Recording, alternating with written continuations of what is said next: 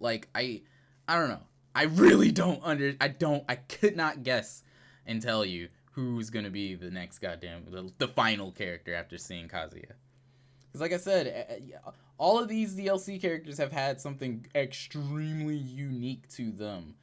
That's just, Piranha Plant, not that interesting in all reality. The interest factor comes from the fact that they were able to make a moveset out of him. Joker has Arsene, right? A different like mode, and just happens to be a really, really good character.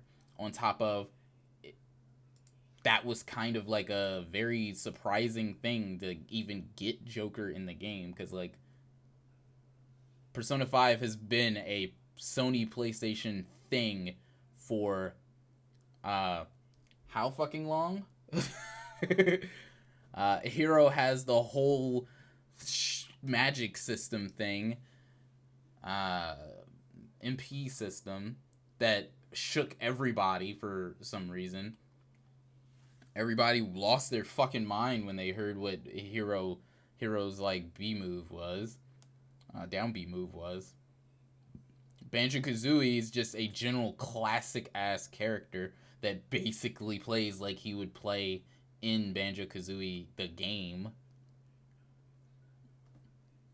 I mean, what else can you really do? Terry Bogard has motion inputs just like how Ryu and Ken does, but he has Go Sauce that gives him basically an ultimate. He basically has his from his game, I forget what it's called, from Fatal Fury, not Fatal Fury, from King of Fighters.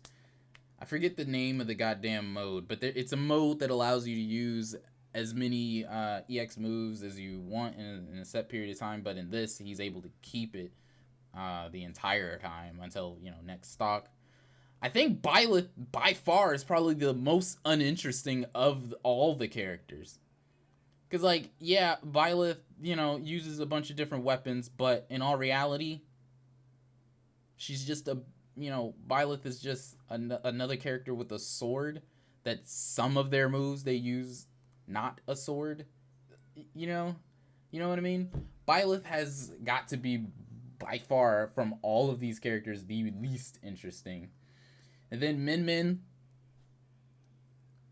hit you from all the way across the goddamn other edge of the stage. Doesn't make any fucking sense.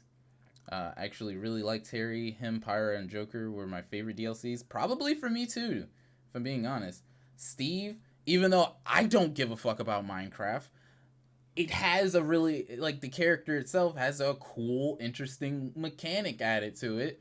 So, the crafting shit, able to level up your attack power, you're able to build shit.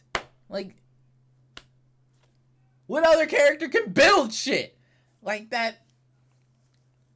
Sephiroth, a general classic villain from a classic series. And his big thing is, really long sword, and then has the fucking flare shit. Like, goodness, goddamn gracious. And then he can turn into the one-winged angel. He can gain that one wing. Shit's ridiculous. Pyramithra breaks the whole thing that apparently Sakurai said that he didn't like. I don't know. I don't have confirmation of that myself.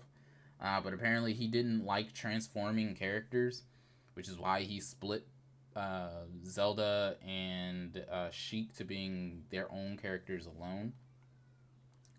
But they have the switching mechanic, transformation mechanic, where both have two different fucking move sets.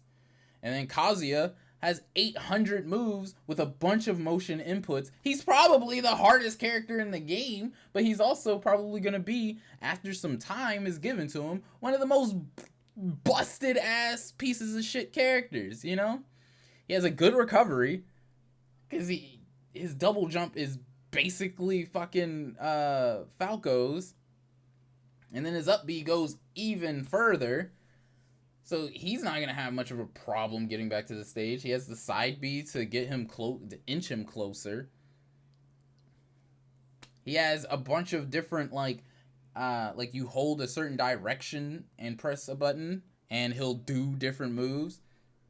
Like Kazuya, like what other character can they add that is gonna be able to have so much something special like that? Hello, Mute God. Welcome, welcome.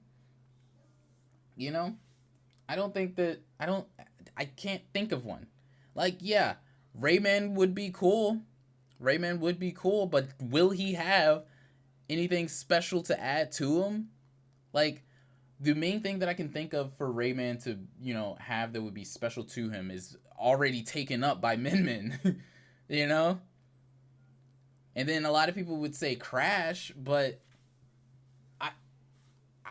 I don't think Crash Crash would be cool in the first set of DLC, or like earlier. Sora, I feel like that's why I was gonna say that Dante or Sora probably would be very good choices because they both have a very big list of things that they could add to that character for this game that would make them wholly unique from not just the DLC characters but every other character, Sora has a lot of different magic shit. Yeah, he has a sword, but I mean people are gonna bitch about a sword regardless. He has a lot of magic stuff. He has different transformations, different random ass abilities that they can throw in. Dante uses a bunch of different kinds of weapons, has devil form as well, devil trigger. Comes from a game that's wholly centered around combos and shit. When Dante came on the screen, all that was playing in my head was Hose Mad.